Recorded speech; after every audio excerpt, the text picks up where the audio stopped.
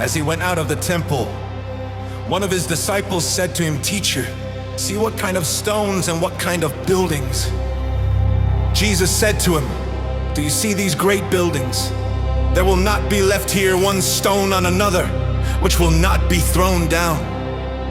As he sat on the Mount of Olives opposite the temple, Peter, James, John, and Andrew asked him privately, "Tell us, when will these things be?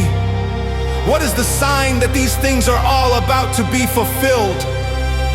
Jesus answering, began to tell them, "Be careful that no one leads you astray, for many will come in my name, saying, 'I am he,' and will lead many astray. When you hear of wars and rumors of wars, don't be troubled, for those must happen. But the end is not yet, for nation will rise against nation, and kingdom against kingdom. There will be earthquakes in various places. There will be famines and troubles. These things are the beginning of birth pains. But watch yourselves, for they will deliver you up to councils. You will be beaten in synagogues. You will stand before rulers and kings for my sake, for a testimony to them. The good news must first be preached to all the nations. When they lead you away and deliver you up, don't be anxious beforehand or premeditate what you will say, but say whatever will be given you in that hour. For it is not you who speak, but the Holy Spirit.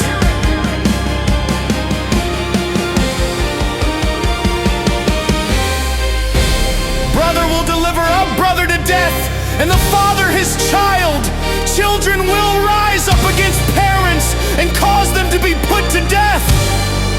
You will be hated by all men for my name's sake, but he who endures to the end will be saved.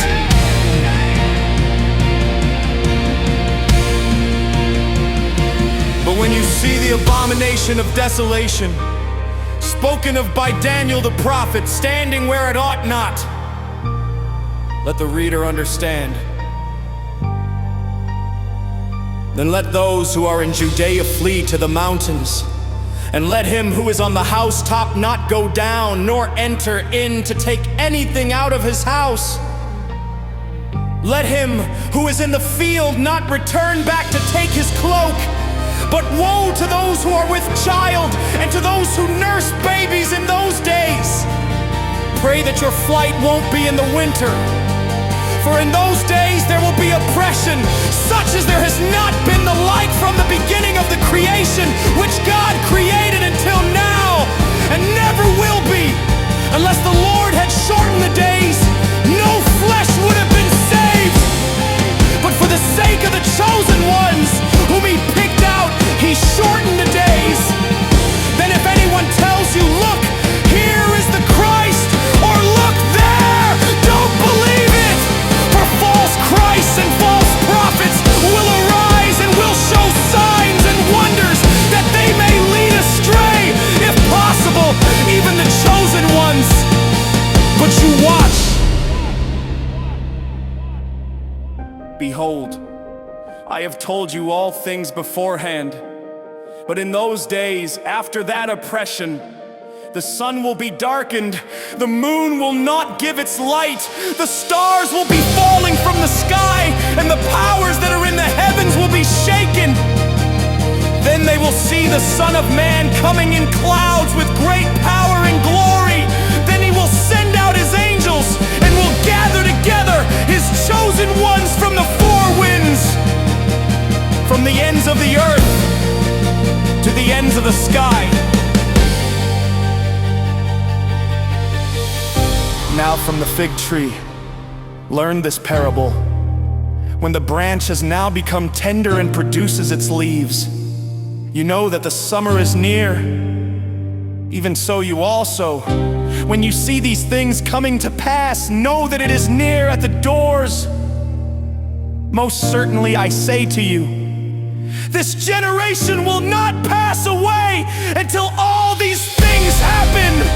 Heaven and earth will pass away, but my words will not pass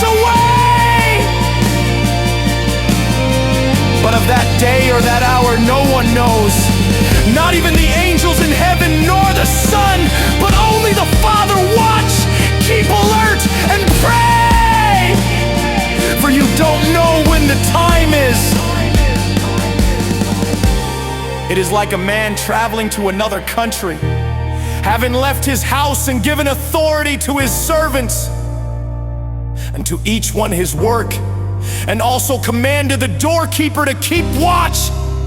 Watch therefore, for you don't know when the Lord of the house is coming, whether at evening or at midnight, or when the rooster crows, or in the morning, lest, coming suddenly, he might find you sleeping. What I tell you, I tell all. Watch!